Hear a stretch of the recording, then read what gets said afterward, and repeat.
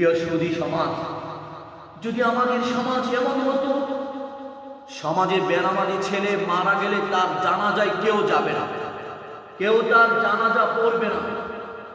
যদি আমাদের সমাজ এমন হতো, সমাজে বেনামাজি ছেলে বাবা সম্পত্তি থেকে বঞ্চিত হবে, তাহলে কেমন হতো আমাদের সমাজ?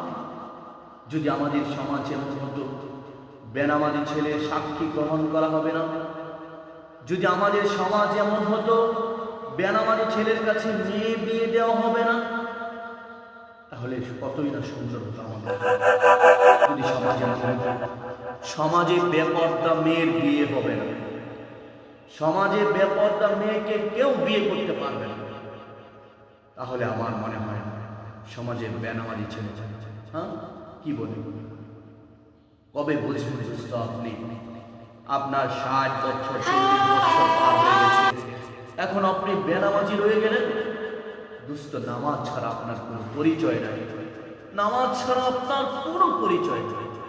কাজে আপনি নামাজ পড়েন, আপনি নামাজ পড়েন। আল্লাহ তাআলা আমাদেরকে সহি বুঝ দান করেন।